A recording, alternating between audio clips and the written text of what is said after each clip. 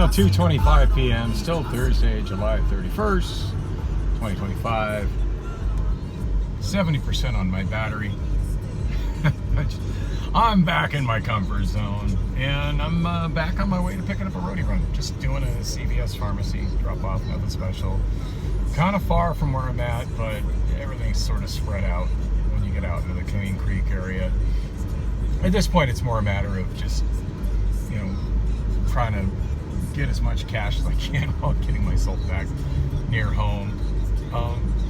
Enjoyed my little visit to the Schnepp Farm Circle K. Got a deal on 2 cans of Arizona iced tea, like big cans. Still more than 99 cents a can, which is what the price was forever. But I forget what the price was, but it was a pretty good deal.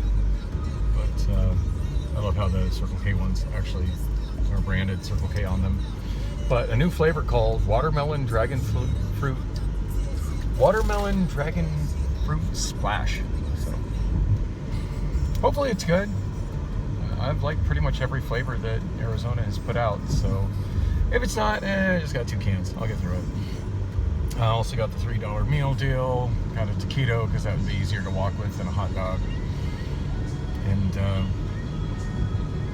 surprised my battery got all the way up to 70%. I honestly wasn't planning on charging that high, but as I said before, my plan was to just stay there as long as it took to walk over to Circle K and get a little something at Circle K and head back. But the big Lipton Brisk has certainly hit the spot. It's hot, I'm thirsty, and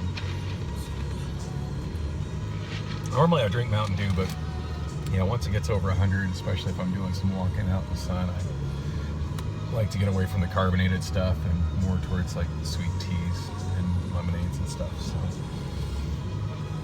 and realistically, should probably be drinking water, but anyway, that's mostly water. It hit the spot. So driving inbound, as I like to call it, northwest on Rittenhouse Road. And here you see, it's been widened considerably from the 2-lane road it used to be. But this is one of the stretches where it's just in the easement with suburban tract houses to the left and railroad tracks to the right. In other places, particularly where it intersects with major roads, it's been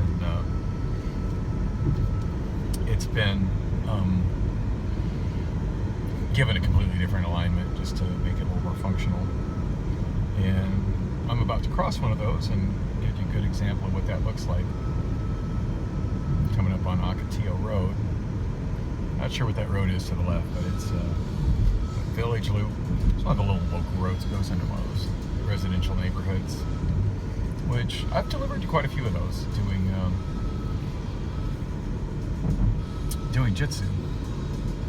Yeah, back in the day the road just went straight. There's probably some remnants of it over there.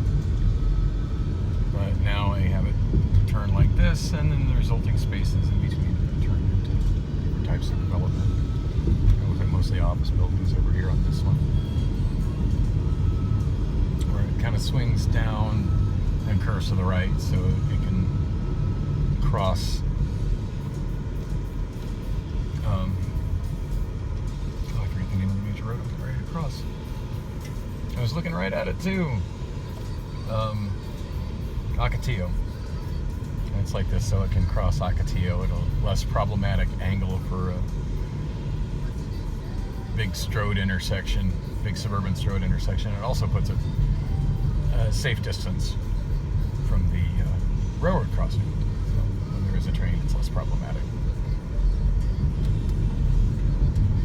But yeah, it's funny how they've done this with pretty much the entire length of Rittenhouse Road across the town of Queen Creek. Since I'm able to remember what it used to be like back in the 90s when I drove a AAA cab and yellow cab, I would occasionally get out here. And it was just completely rural back then. I mean, there were a few little developments of houses, but mostly just Rittenhouse was this 2-lane road out in the middle of nowhere that followed the tracks that went at an angle and thus saved time getting you to places. It still saves time now. Just just different now. So yeah, I wasn't planning on getting this much power, but hey, 69% right now. The battery is once again not not something I'm being cognizant of. It's just there. It's powering the car. I'm going to Germain and Power right now to pick up a run at CVS, which is farther than I would normally want to chase one of those. But I'm so far out. Like at this point, my goal is just get myself back into town. No word from Priscilla yet as to whether she's had her power restored or not. I think she did send me a copy of a text she got from SRP showing it was going to be until after 3 o'clock till she got power. So told her she's welcome to go to my place and chill with the cats and enjoy the air conditioning. No idea if she's taken me up on that offer or not, but somehow I don't think so. I know with her vision it's gotten to the point where it's very dangerous for her to drive, but it blows my mind how she's so willing to spend money on things I would not spend money on, like pricey burgers at Carl's Jr. and overpriced groceries at the halal grocery store. But she can't, not willing to spend a couple bucks on, I don't know how much money would be. It does tend to kind of be all over the board sometimes, but like her reason for not coming to my place was, oh, well, my vision is bad. I don't feel safe driving that. Okay, but, it's less than a mile, and Waymo operates in our neighborhood. I didn't say that to her, but it's just like, taxis are a thing. Rideshare is a thing. Waymo is a thing. It's not like getting a ride that mile is so difficult, and it's not like she doesn't have friends. So I don't know. Hey, look, there's another EV6. I don't see that many other EV6s on the road, so I always get a little excited when I see one.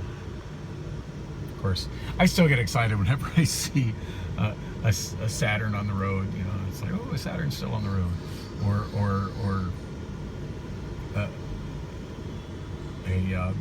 another car I have. Whenever I see a Honda CRX on the road, although CRX spottings are becoming extremely rare these days, much rarer than EV6 spottings. Hard to say which I see more of, EV6s or Saturns. Kind of 50-50 on those at this point. So I am at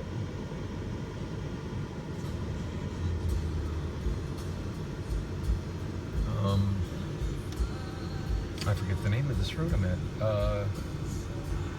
Ellsworth Loop. Ellsworth Loop.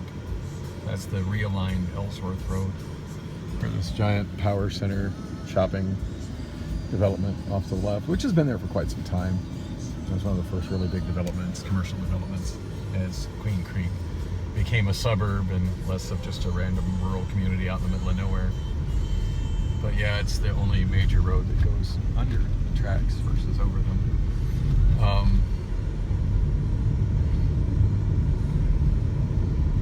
And the thing that most makes that shopping center stick in my mind is that's where I bought my first Blu-ray player.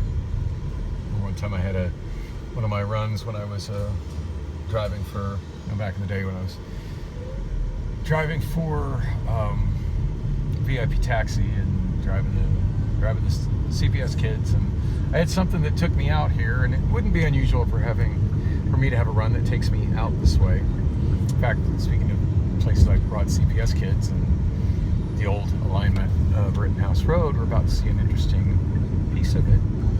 It stays 4 lanes now. It used to shrink down to 2 lanes right here for a long time. But there's a big private school, kind of correctional school of sorts off to the left here that's been here forever. Way older than all the development around it. Where all the big trees are on the left there. And I think that's part of it there, off to the left as well. As you see, it's got a big gate around it. No kids escaping over that fence. Over that wall. It's got spikes on the top, and it's a tall wall.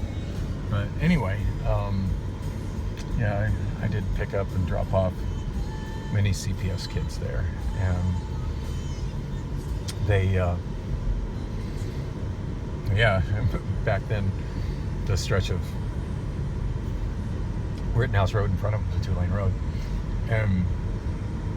But yeah, I probably dropped off there and whatever, but I'd get myself out here and there would be no other taxi business, you know, cash taxi business. I mean, cash taxi business, the VIP taxi was always kind of hit and miss anyway, but certainly no cash business out here and no additional vouchers. And usually I'd be aware of there being another voucher that functionally had my number on it coming up, you know, in an hour or whatever. And it just made more sense to kind of hang out here local and wait for that next run than to leave the area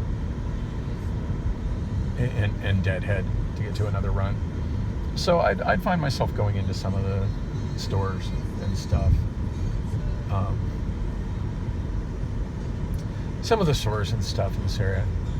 Another example of where Rittenhouse curves, and you can see the old Rittenhouse Road off to the right.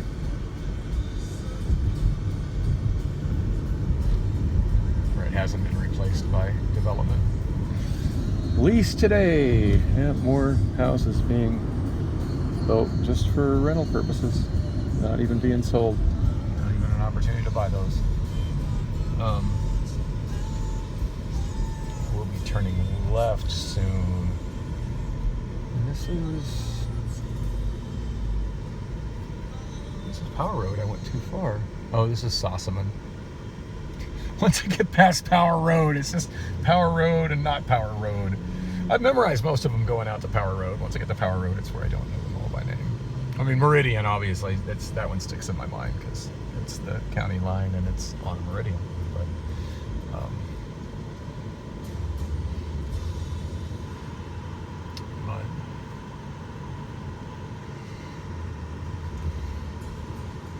and this bit here of Rittenhouse is the first realigned piece of Rittenhouse I remember when they started doing those. I remember this one being realigned before the other bit I drove through was realigned. And I do believe the turn to Germain comes up quickly on the left before this lines back up with the tracks. As you can see by the cracks in the pavement, this is an older bit. This is an older development compared to most of the stuff around here. Yeah, this light here is Germain. So I'm almost to the CVS I'm headed to. Oh, this isn't good. What the hell is this traffic jam? I don't know. All I know is I want no part of that. Wait a minute. Can that car go around it? Or are they stuck in it? Okay, it looks like they can go around it. Looks like the right lane is jammed and the left lane is clear, and it's just people lining up to get into a school. Man, when the hell did everybody picking up their kids in a car at a school become a thing? Because this just seems infinitely stupid to me. As you see, it creates traffic problems. This is ridiculous here. When I was a kid, this was absolutely not a thing. Like, you walked to school or you took the school bus. This thing of everybody picking up their kids and dropping off their kids in cars, that was absolutely not a thing when I was in school. Oh, in Caribbean. Very nice. There were more non-Teslas charging at that supercharger, by the way, when I was coming out, including a really nice Rivian SUV like that. Also saw one of those yesterday at a drop-off I did on a roadie run. I did Home Depot one. Complimented the guy on it. He seemed kind of unaffected, but I don't know. It always makes me feel a little excited when I see somebody that's got another electric vehicle, especially a high-end electric vehicle, and he had it parked in his carport, visibly charging. And that is my destination. I'm pretty sure right there is CVS Pharmacy. I feel like I've picked up at this one before.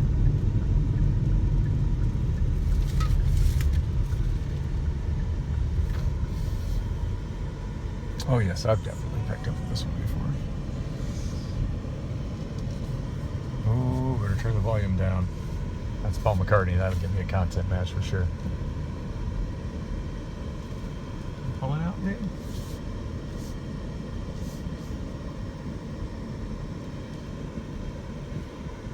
Anyway, thanks for coming with on the drive. So, not the most profitable day considering how much time I wasted in a slow charger with no options down in Queen Creek, or down in Florence. But hey, I'm back about my usual business.